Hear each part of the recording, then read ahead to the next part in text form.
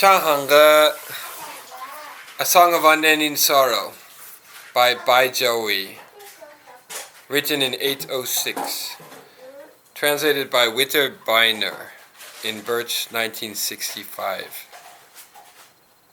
Song of Unending Sorrow. China's emperor, craving beauty that might shake an empire, was on the throne for many years, searching, never finding, till a little child of the Yang clan, hardly even grown, bred in an inner chamber with no one knowing her, but with graces granted by heaven and not to be concealed, at last one day was chosen for the imperial household. If she but turned her head and smiled, there were cast 100 spells, and the powder and paint of the 6 palaces faded into nothing. It was early spring.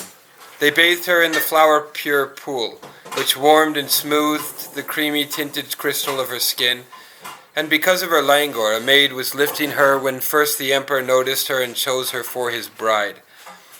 The cloud of her hair, petal of her cheek, gold ripples of her crown when she moved, were sheltered on spring evenings by warm hibiscus curtains.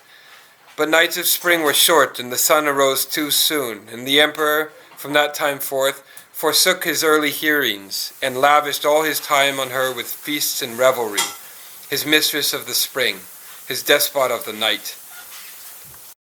There were other ladies in his court, 3,000 of rare beauty, but his favors to 3,000 were concentrated in one body. By the time she was dressed in her golden chamber, it would be almost evening, and when tables were cleared in the tower of jade, she would loiter, slow with wine.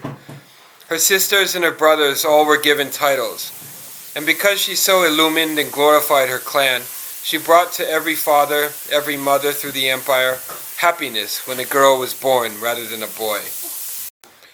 High rose Li Palace, entering blue clouds, and far and wide the breezes carried magical notes of soft song and slow dance, of string and bamboo music. The emperor's eyes could never gaze on her enough, till war drums, booming from Yueyang, shocked the whole earth and broke the tunes of the rainbow skirt and the feathered coat. The forbidden city, the 9-tiered palace, loomed in the dust from thousands of horses and chariots headed southwest. The imperial flag opened the way, now moving and now pausing. But 30 miles from the capital, beyond the western gate, the men of the army stopped. Not one of them would stir till under their horses' hooves they might trample those moth eyebrows. Flowery hairpins fell to the ground. No one picked them up, and a green and white jade hair tassel and a yellow-gold hairbird. The emperor could not save her, he could only cover his face. And later, when he turned to look, the place of blood and tears was hidden in a yellow dust blown by a cold wind. At the cleft of the Dagger Tower Trail, they crisscrossed through a cloud line under Ome Mountain. The last few came. Flags and banners lost their color in the fading sunlight, but as waters of Shu are always green and its mountains always blue, so changeless was his Majesty's love and deeper than the days. He stared at the desolate moon from his temporary palace. He heard bell notes in the evening rain, cutting at his breast, and when evening and earth resumed their round and the dragon car faced home, the emperor clung to the spot and would not turn away from the soil along the Mawei slope under which was buried that memory, that anguish. Where was her jade-white face? Ruler and lords, when eyes would meet, wept upon their coats as they rode with loose rein slowly eastward back to the capital. The pools, the gardens, the palace, all were just as before, the Lake Taiye hibiscus, the Weiyang palace willows. But a petal was like her face and a willow leaf her eyebrow, and what could he do but cry whenever he looked at them? Peach trees and plum trees blossomed in the winds of spring. Lacca foliage fell to the ground after autumn rains. The western and southern palaces were littered with late grasses, and the steps were mounded with red leaves that no one swept away. Her pear garden players became white-haired, and the eunuchs thin-eyebrowed in her court of pepper trees. Over the throne flew fireflies, while he brooded in the twilight. He would lengthen the lamp wick to its end and still could never sleep. Bell and drum would slowly toll the dragging night hours, and the river of stars grow sharp in the sky just before dawn, and the porcelain mandarin ducks on the roof grow thick with morning frost, and his covers of kingfisher blue feel lonelier and colder with the distance between life and death year after year, and yet no beloved spirit ever visited his dreams. At Lingqiang lived a Taoist priest who was a guest of heaven, able to summon spirits by his concentrated mind, and people were so moved by the emperor's constant brooding that they besought the Taoist priest to see if he could find her. He opened his way in space and clove the ether like lightning, up to heaven, under the earth, looking everywhere. Above he searched the green void, below the yellow spring, but he failed in either place to find the one he looked for.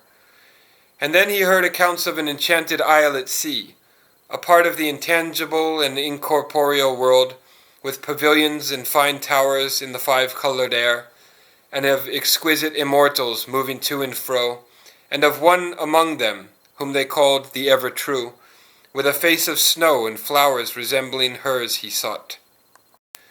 So he went to the West Hall's gate of gold and knocked at the jasper door and asked a girl called Morsel of Jade to tell the doubly perfect. And the lady, at news of an envoy from the Emperor of China, was startled out of dreams in her 9-flowered canopy.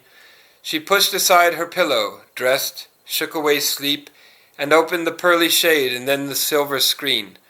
Her cloudy hair-dress hung on one side because of her great haste, and her flower cap was loose when she came along the terrace, while a light wind filled her cloak and fluttered with her motion, as though she danced the rainbow skirt and the feathered coat.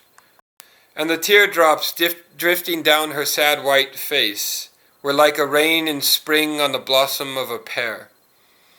But love glowed deep within her eyes when she bade him thank her liege, whose form and voice had been strange to her ever since their parting, since happiness had ended at the court of the bright sun, and moons and dawns had become long in fairy mountain palace.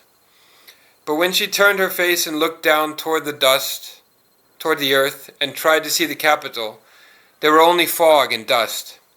So she took out with emotion the pledges he had given, and through his envoy sent him back a shell box and gold hairpin, but kept one branch of the hairpin and one side of the box, breaking the gold of the hairpin, breaking the shell of the box. Our souls belong together, she said, like this gold and this shell.